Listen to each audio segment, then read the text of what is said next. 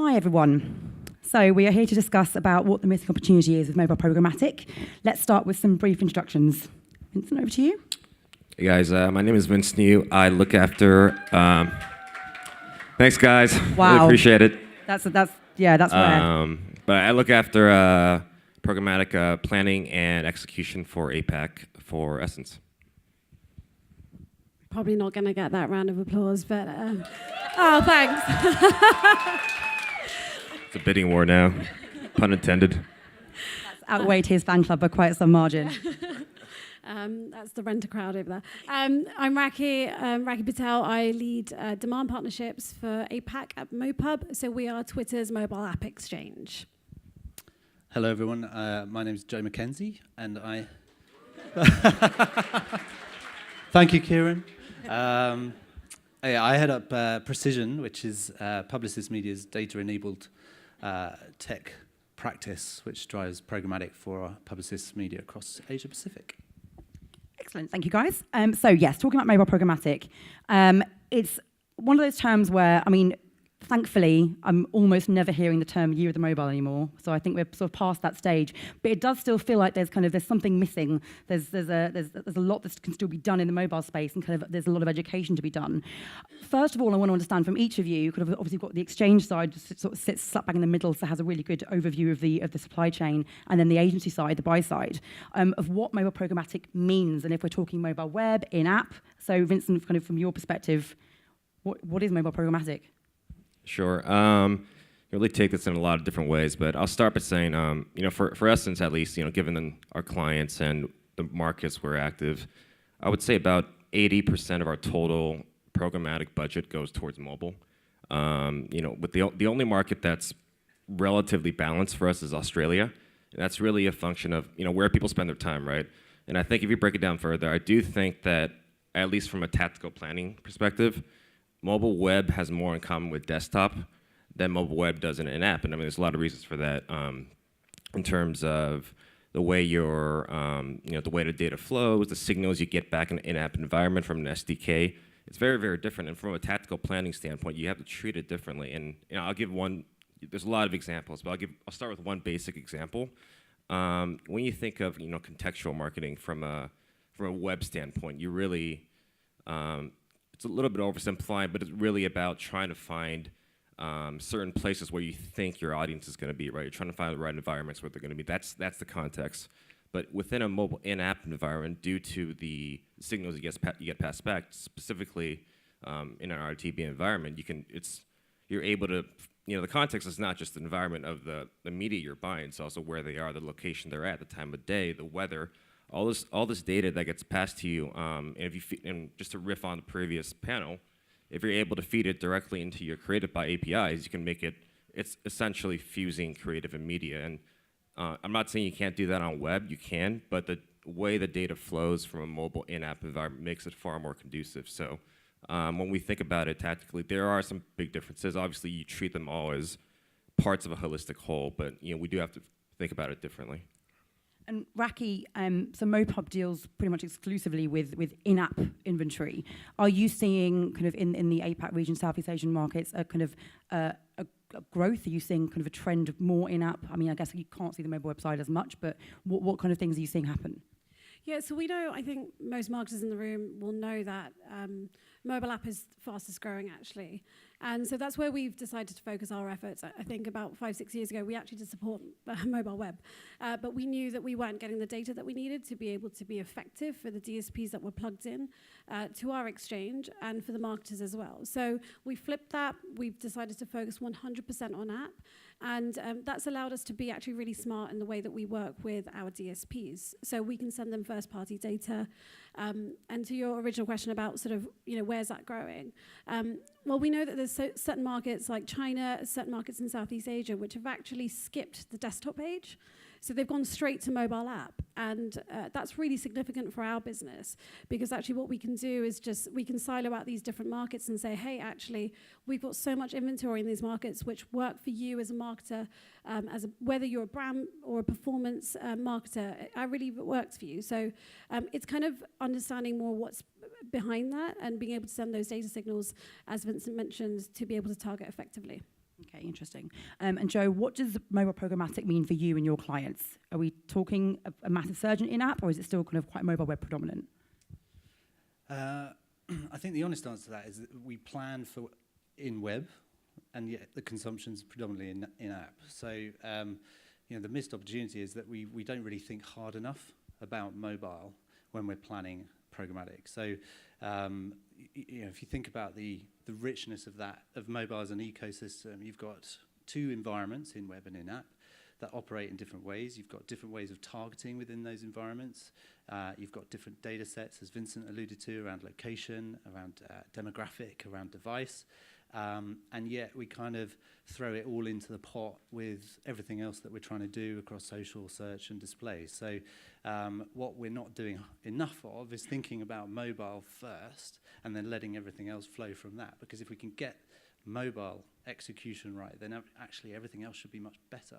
Which is interesting, considering what Raki just said, is that a lot of these markets are mobile first. Like they've never really owned laptops or desktops, so that's kind of what their primary usage function is. And mobile web is easy to buy, right? Because it's the same as desktop. So from an agency perspective, I mean, is it because you're lazy? I mean, I don't mean you, maybe you. Are the advertisers lazy? Do they not understand enough? Are they scared of it? Kind of, what is the blocker here? Well, I mean, it is, Raki's right. Most markets in Southeast Asia, it's mobile. The mobile is the only screen, if not the first screen. But for us, obviously digital came first, and desktop was the platform of choice. And I think, what's clear from the industry is that advertising likes its legacy.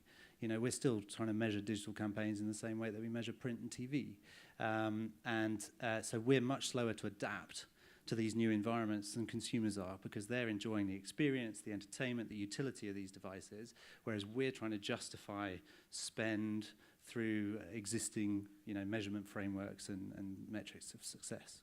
And I can add to that as well. So we're starting to, as an exchange, we predominantly work with DSPs, but we're starting to have conversations with direct marketers, and exactly what you've just said, which is understanding sort of and being able to split out mobile is really important to exchanges like us, where we're trying to educate on the differences between mobile web and mobile app, but also the benefits, and understanding that and being able to separate it and measuring those KPIs separately, and also not lumping programmatic in with the networks. That's a slightly separate subject, but really being able to measure that separately will really help with all with the direct marketers and with the DSPs who are actually plugged in. And Vince, how do you have these conversations with marketers? How do you help them understand the value of investing in in-app inventory over and above mobile web? I wouldn't say it's above and over. We treat it as two different things. And I think for us, for our clients, we're fortunate in that a lot of our in-app efforts, I mean, we do it for branding. We treat it the same way as desktop in terms of the way we measure success with, in terms of uplift and post-campaign brand surveys and uplift. And we can do that through device ID aspect. That's no different. But I think where it is really different for us, and we're fortunate because we have a client that does a lot of marketing for apps, right? And the best way to market for an app is generally within an app. And it's also unique, and I wouldn't say unique, but it's also unusual in that these apps are generally come pre-installed on phones. So the objective isn't to get people to download it, right? Because a lot of times you think of app campaigns, it's based on a cost per install. You're trying to get people to install the actual app, but okay, so the app is already installed, so what are you trying to do? You're trying to get them to use the app more engagement, right?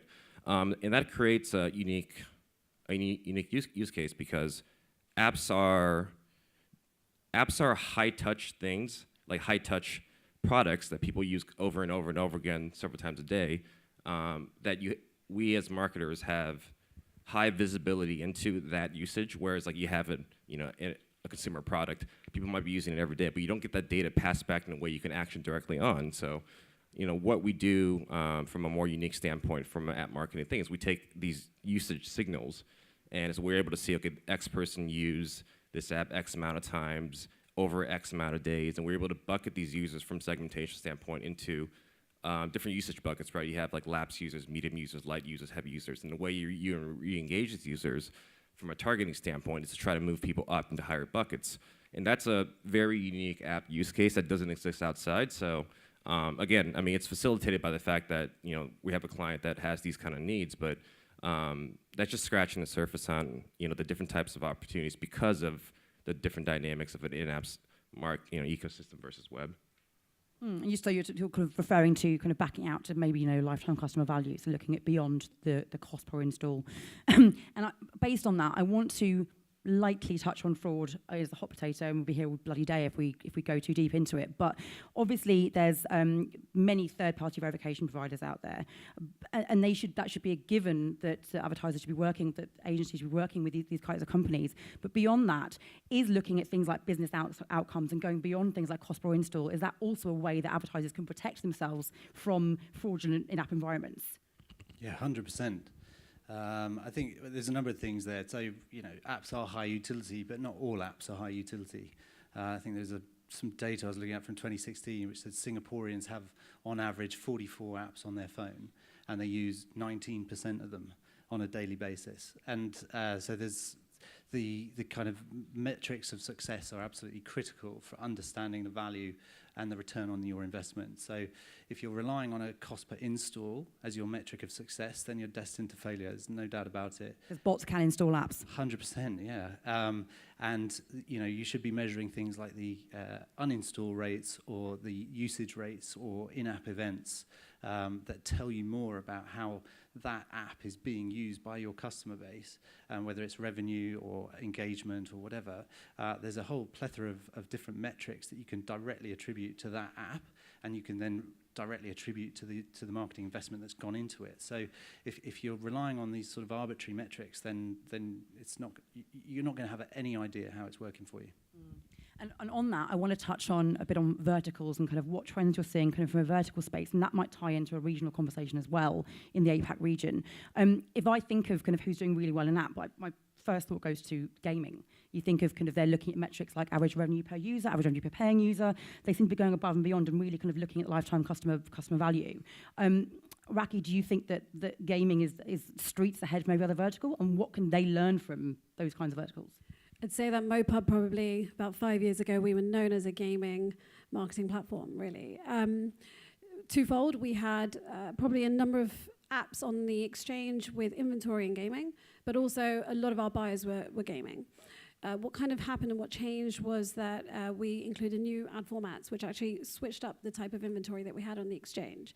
But to sort of go back to your original question, gaming companies have been really, really savvy as marketers within mobile programmatic. So they know exactly what they're looking for in their user. They know exactly what data they want, and they've actually got data on their users as well. And they're using that really effectively through different types of channels. So they might be using it to retarget and re-engage through a particular type of DSP. They may be looking to, as you mentioned earlier, sort of use app promotion techniques as well. So, and they've been so savvy that they've actually led the way. And now we've actually got marketers looking up to the gaming companies on, how they should invest in mobile programmatic and how they should be thinking about launching campaigns across it as well. Interesting. I want to kind of touch on yield briefly as well. So from a quality perspective for the buyer and from a monetization perspective for the publisher, is in-app header bidding taking hold in this region? And do you think that will add huge value to the kind of the mobile opportunity? Vince, what's your perspective?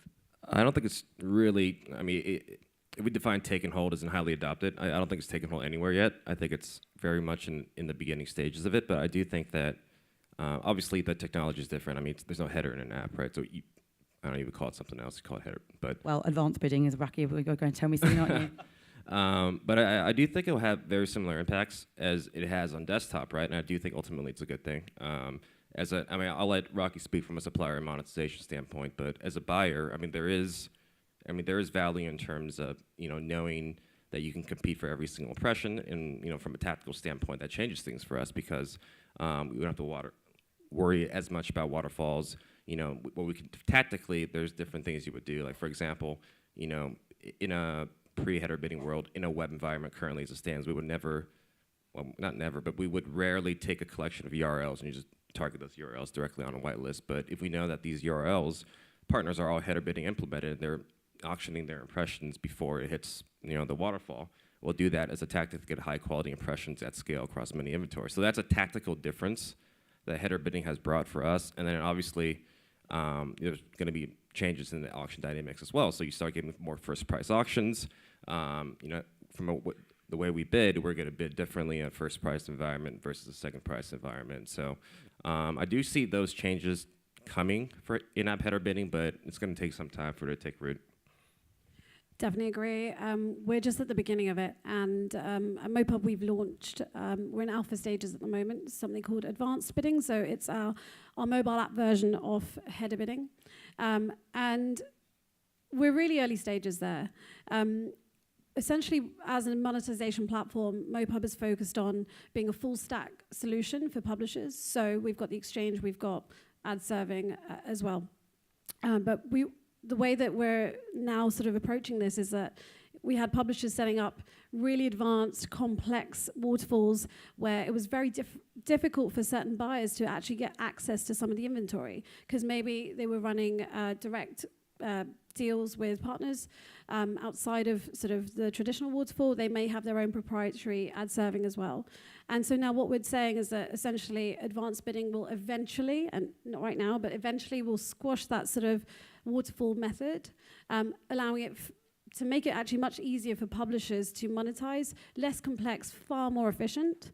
And also for the advertisers as well, what they're going to get is access to inventory that they were not necessarily getting prior to this change. And that's something that's really interesting because right now, you guys are all operating in a world where you're probably not sure in what impression you're actually buying to a certain extent. Are you getting a first look? Are you really getting a first look when actually, that publisher is selling that inventory on maybe at a higher price for a direct deal? So this is going to produce a lot more sort of transparency across the board.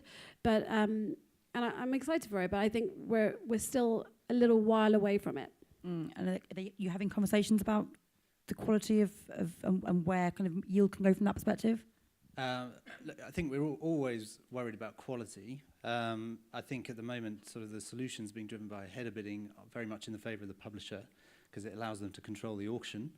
The other dynamic you've got to consider is the cost. And until clients are asking for the same, for much higher quality for a higher price, we're going to be kind of forced down various methodologies. So they aren't asking for quality. So they don't want quality. I think hand on heart, there's still people talk about it, but they still want the cost per performance. So it's still a race to the bottom. And until the measurement improves and the value that's being driven is clearly articulated, then we're still in that race to the bottom. And so, if that's probably the reason that header bidding hasn't taken off from an agency perspective, simply because the client demands are not asking for those price increases. This ties back to probably a procurement conversation where it's all about price and everything else beyond it is forgotten about. Well, and sort of the benchmarks that we're all held accountable to. So, if you've got all these historical benchmarks that you're working towards, you suddenly inflate that by 20%, and the weekly meeting is not quite so much fun. Vince, would you agree? I would say no. I've certainly had clients that are, very much RTB, very much RTB as in race to the bottom, very much, focused on front end, metrics that, we shouldn't be, they really care about CTR, really care about CPC, front end, non-incremental gains, and that's all they care about, and, we try to have a conversation and reframe that, and it's difficult, but we also have clients that are much more, they're brand focused, but they're also, care about the metrics behind the metrics, right? So it's not just the CPA, but it's what's the incremental CPA, and we can try to figure that out using control exposed methodology and stuff like that. So it depends on the client, really, but I agree with John. If the client is so dead set on the front end efficiency metrics, of course you're going to look worse. If you with more expensive inventory, for example, it's if you take a CPC bidder, front end CPC bidder, okay, and compare that to a front end CPM bidder like most DSPs, and you're looking at the front end metrics, the CPC bidder is always going to express more performance, but you don't really know what you're getting. So in those kind of cases, it's a tough conversation. It depends on the market. Certain markets, clients are much more dead set on that. Certain clients, they're not. And sometimes, we have clients that are very, very, I guess I want to say advanced in their thinking in terms of wanting to look several layers deeper. That makes it much easier for us to, have these conversations. And we have certain clients that are much more dead set. So I think it depends. But even with the clients that are very taking a hardcore stance on this is what we want, we try to play the long game and have a long-term conversation to slowly, breathe them forward. And some of that involves changing what we do. This is kind of going on a tangent now, and this is almost a separate topic. I don't think we have time for tangents. Okay. But, providing more value upstream as opposed to media buying. I'll leave it there. Thank you. I guess it ties in very well with the conversation we were having on stage earlier about the convergence of ad tech and martech, and actually helping customers understand to tie any form of advertising back to a business outcome. And that's what they can do with mobile if they understand it, rather than looking at the race to the bottom. Is it a tough conversation to have to get them to understand that value? It depends on the client. I mean, I think you asked a question about which verticals are we seeing investing in this space more. I think the verticals that are most threatened by the disruption of mobile are the ones that understand it the best. So, from my client base, finance, tech, and travel are very much invested in this space, and they are the kind of clients that we can have grown-up conversations around the measurements of success and attribution, and therefore kind of what prices we should be paying for some of this stuff. Clients that aren't feeling that pinch just yet, or don't have that end user connection through the utility of an app, are struggling a bit harder in this space. So, CPG, for example, it's a difficult category to help validate the investment compared to other channels that they might be using. And so that's sort of where we see those conversations netting out. So I think it really depends on the client, the category. But hopefully, long term, we'll all be having the same conversation about this. And I want to kind of finish, we haven't got much time left, I want to finish off kind of looking at the exciting innovation happening in mobile and the cool things that you can do with mobile programmatic. Do you guys kind of have any examples or kind of, theoretically of the types of things that can be done with mobile now? We talked about location briefly earlier, kind of what type of things are happening there that advertisers should be looking towards. Vince, what kind of things are you seeing? Yeah, I'll give a couple examples since you said location. Obviously, footfall attribution is something that location data allows you to do. You use a vendor, they pixel your creative, and you allow them to pixel it. And then you serve creative, and then you see whether or not they're able to track whether or not the users that saw your ad went to the store versus the ones who didn't see the control group that didn't go to the store, and you're able to calculate the uplift of in-store footfall you would get from your advertising. That's one. Or you can use location data to calculate brand lift as a result of out-of-home exposure, right? I mean, for example, you could, if you know where you're serving your billboards or your out-of-home displays, which you should, set up control exposed groups with that, and target people with advertising or with surveys who have visited these places, locations where you have your billboards and whatnot. And those are just scratching the surface. So it does open up a lot more realms in terms of attribution, but also from a branding standpoint. Raki? Something I talk about a lot is ad format diversification. And as an exchange, we've seen native ad formats on mobile app really take off, especially in this region. But what I'm excited to see is actually a fully customized and curated ad experience, if you like, for consumers. And we're starting to see that with a number of DSPs who have very interesting data on that user, be able to use that really effectively to create sort of dynamic creatives as well. So really a personalized, curated experience for consumers. That's exciting. So obviously we talked, Adobe talking earlier about the kind of the potential disconnect between data and creative. So in mobile, we're actually seeing the technology providers actually come together to help the advertisers make sure that they've got the data, they're actually using it effectively to target their consumer. Definitely. And I think something we're starting to see, especially at MoPub as well, is dynamic video. So sort of just an emergence of that as well. So really curated video content for the user. Interesting. Joe, over to you. I haven't got much to add, actually, because I think between location and creativity, that kind of does the job. I think what I'd like to see is more advertisers thinking harder about what that can mean and what those solutions can drive. Because if you think about the mobile, it is probably the most personal device that we use on a daily basis. People are more nervous about walking out of the house without their mobile than they are their wallets these days, and that's typically because you can pay for stuff with your wallet, with your phone, right? So we've got to seize the opportunity and recognize that there's so much data to create rich, personalised experiences that can really elevate the customer connections. It's it's very much a missed opportunity right now. Okay, thank you for that. We are just about out of time, so I just want to say, obviously, yeah, things are slow in some cases, but they are looking positive, and yeah, excited to see what will come, particularly in such a mobile-focused region. It's so important that advertisers understand that, right? Yeah. I just want to say thank you very much to Vince, Raki, and Joe. Thank you. Round of applause. Thank you. Thanks.